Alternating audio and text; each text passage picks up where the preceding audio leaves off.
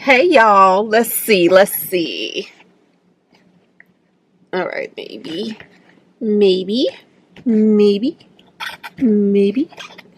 Okay, there we go. Hey y'all, welcome back to my favorite studio, my car, where we don't have to set up lights. We don't have to worry about a background, and we just show up. So that's what we do. In this video, we are showing up. Y'all, we are going to talk about something I'm excited to talk about. Our mortgage payoff journey and update. Y'all, the last time we did this video was back in July. So what we're going to do is talk about how we're doing. A lot of you know that is one of my long-term financial goals, to pay off my home sooner rather than later. Okay, I consider myself to be part of the fire community. I think I kind of do. I be going back and forth, y'all. I be going back and forth with sacrifice finances today or live life for today. I be going all the way back and forth. So I try to do something in the middle. Honestly, I do. I try to do a little bit of both. Be super financially responsible, pretty aggressive towards my goals, while still enjoying my life and living a life that I have no regrets about. Okay, so in this video we are going to talk about where we are right now today. This is November, in our mortgage payoff journey. All right, so let's talk. In the month of August, this is what happened. I made my regular payment of $1,536. Of that, $1,025 went to the principal and $510 went to the interest. I then did a principal only payment of $4,000. Pause for the cause. Some people, when they look at my budget videos, they do ask me about that specifically. When I show the amount that I put towards my mortgage, I show the $1,536 goes towards my mortgage. Then I also talk about what I set in addition to. And I know I have gotten a few comments of people asking me, did I specify for that money to go to principal only? And the answer to that is yes. Now, you definitely want to check with your mortgage company and see how they do things. But in my experience, if you send an extra payment, a lot of times, y'all, they apply that payment to future payments. Okay, you don't want to do that. You want to let them know specifically that the extra money is going towards principal only, simply because when we make our payments, the interest that we pay is against the balance that we owe. Anytime I make a principal only payment, that is bringing down the overall balance of what I owe on the loan, thereby bringing down the interest that goes towards that loan. Okay, because if I'm making a payment of $1,536, it would be super nice. If that whole payment could go towards the principal. But it doesn't, y'all. They know how to get their money. And like I said, in this example of the $1,536, $510 went to interest. Okay. So then let's move to the month of September. In the month of September, I made my regular payment of $1,536. Of that, an extra $10 went to the principal. That was $1,035 versus $1,025. So $10 more went to the principal only. And then $501 went to interest. Then I made a principal only payment of $27,675. Y'all already know what happened there. This is the September payment. So this means that I had sold my rental property in that month. Therefore, I sent a bigger chunk to this house than I normally send. Hence the $27,000. Now, a lot of you have also been asking, what did you do with the proceeds of the house? What did you do? And we haven't made a video about what I did, but as we can see, some of what I did is I put a little bit more toward the house. Now, I know that there was a whole school of thought out there that felt that I should take pretty much all of the proceeds and put it on this house, right? Minus whatever I think I needed to set aside for taxes, because I'm gonna have to pay some taxes. I didn't choose to do that. Like I said, I'm in this strange place. Not a strange place. I'm in this place right now where I'm truly battling life, living life, and aggressively attacking my financial goals. Okay, so that's where I'm at with that. But $27,675 went to the principal only. Okay, so then the month of October rolls around, and of that, $1,536 of the regular payment, even though I sent over $25,000 to the principal only the month before, this only added $1,089 to the principal, right?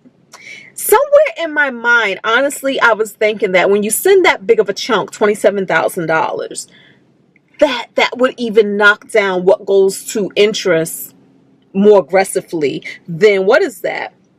$1,035 is what I paid the principal the month before. Let me pull up my calculator. So $1,089 is what I paid after making a $27,000 payment minus $1,035. That only gave me an additional $54 that went to the principal.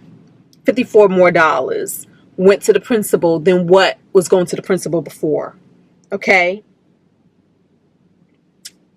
That was kind of to me. That wasn't I did not feel satisfied. That wasn't satisfying. And so $447 went to the interest.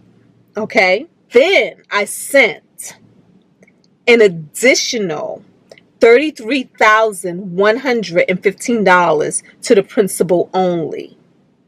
Again, that big lump payment was from the proceeds of the sale of the house.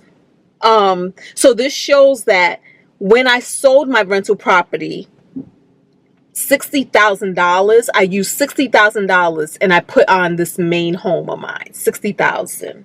Let's look at November. In the month of November, all right, wait. Let's talk about that for a second. So, why didn't I just send the $60,000 in September instead of like I sent $27,000 in September and then $33,000 in November? The reason why I did not send like that one big chunk in September when I had the money is because, I don't know, honestly, sometimes you have to do just what feels good to your soul, and it felt better for me to break it up. If you are going to make a big financial purchase, and anytime you feel some kind of about it, don't do it. Just wait, talk yourself through it, move gently. This was my way of moving gently. This was my way of not giving up that large chunk of money in one big dose, but just kind of breaking it up into easier, bite-sized, more swallowable pieces. That's what I caught myself doing, and that felt better to me. And so in November, right, I made my payment of $1,536, and of that, $1,153 went to the principal. So let's look at this. 1153 minus, let's look at what went to principal before I made those large chunks of payment, and that was $1,035. So minus $1,035. That's $118. That's $118. I know that there's going to be some people who say, your money would have been better served if you would have invested in the market, things like that, rather than saving $118 of money that would formerly have gone to interest only. Now it's going to the principal. So when I made that $1,536 in November, $1,153 went to principal, and $383 went to interest. This was after making a $60,000 lump payment, $60,000 payment. I know that we was going to have to pay something on interest, but honestly, in my mind, and I guess, interest isn't going to go down to zero until you're done with the loan, right? And if I was only paying around $500 in interest before, I know that there's math associated with this, but clearly I didn't do the math. But in my mind, I just felt like if you made a $60,000 payment and you brought that balance of your house down by $60,000, maybe if the interest was in the twos, maybe if what I was paying on interest was like 200 and something, it would have felt more satisfying than 383 going to interest after, again, taking $60,000 and putting it on the house, right? But even with that, I'm trying to stick to the plan. And so I sent an additional principal only payment of $5,000, okay? And so as of November, this had us reach a milestone that I am super excited about. I now owe on a home that I purchased for over $600,000. I now owe less than $200,000. I am super excited about that because I just remember watching people's home payoff journeys, and they would be like in the hundreds. They would be like, I owe $150,000 or $120,000. And I just remember saying to myself, like, wow, I can't wait to get there one day. I cannot wait to get there one day. And now I am here. November 2022 is the month and the year that I am here. I now owe $198,079 on my property. Yay. I am excited about that. At the same time, honestly, it's not as satisfying as I thought it was going to feel. It's not as satisfying. And so, moving forward, I feel like while I'm still on this journey to pay off my home sooner rather than later, I am feeling like I want to take my foot off of the accelerator. Not that I was accelerating any faster, because I know that there was somebody in my comments before who was saying that he started his house payoff journey when I started my house payoff journey, and clearly I was taking too many vacations because he paid off his house while I'm sitting here bullshit. That's basically what he said. You sitting there playing and I'm done. But you know what? This ain't a race. This ain't a competition. I'm not in competition with anybody out there, and you should not be in competition with anybody out there unless you're motivated through competition. Some people are motivated by competing, and I get it. I'm not that girl. I compete with myself for real. Sometimes I might have somebody as a role model, as a benchmark, like, oh, this is where they are. Let me use that as something to set my sights on. Like I said before, when I would see people who were in the hundreds, and I would be like, wow, can't wait to get there. Now I'm there, and there is not feeling all of that satisfying to me. It's not. What it is feeling to me, though, is because I'm in a home stretch, I am feeling like I want to live life even more. Even though I've been living life, I don't have any regrets. I do not regret a single vacation I have ever taken. I do not regret a single gift I have ever given, a single thing I have ever purchased, but I'm not that much. I don't really be purchasing things like that, but I have no regrets. And I really feel like I want to live in the moment even more, because I know I can be super, anal when it comes to my finances, when it comes to spending money, when it comes to other people spending money. Like my boyfriend, even when he spends money, I'm still looking at him like, why are you buying that drink? It's $15. We could drink water. You know what I mean? So I've been trying to take my foot off of that brake a little more. Case in point, we went to the movies the other day, and even though I didn't pay, it didn't matter, because like I said, I watch everybody's money like it's mine. But I actually got a milkshake that had alcohol in it, and I think it was like was it about $15 at the movie? It was between $10 and $15. The glass was only like this big. For real.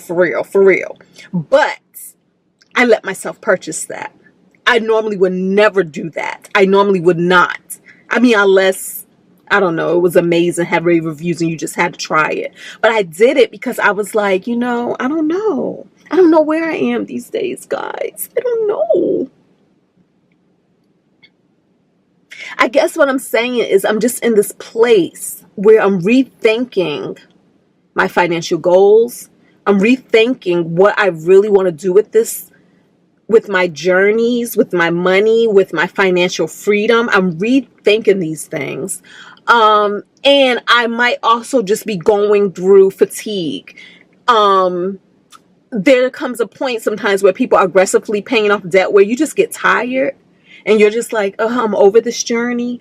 And you know what? I really do think that when you're in a space like that, it is very important to try to link up with other people who are on the same journey to help motivate each other, to help maybe talk some sense back into each other. Clearly, I don't have anybody in my personal life on financial journeys like I am, so there's nobody to talk me off this ledge right now. I'm actually surrounded by more spenders than not. But this is how I am feeling right now. What am I going to do? I don't even know. I guess we're going to talk about it in future videos. Am I going to continue to throw such large chunks of money at my home? Or will I choose to do something different? Or am I just bored right now with money and finances? And I just want to switch up. I just want to change things up. And because I've reached a lot of my other financial goals, such as my savings and things like that, there isn't anything to really switch it to. In the past, when I said I'm going to take my foot off of the gas on my home payoff, all that really meant was I'm going to aggressively build up my savings accounts. But now, because my savings accounts are built up, huge thanks in parts to the sale of that home, now that I'm under $200,000, huge thanks to the selling off of that other home, I just feel financially bored. I just feel financially bored. If y'all have any advice for me, I welcome it all. I welcome it all. But until then, y'all, this is our update. That's it, y'all. That is it. That is my update. Talk to me in the comments below. Thumbs up, subscribe, all that great stuff. And I'm going to see y'all in the next one. Peace. Net worth update. That's what we need to talk about next, right? Net worth update.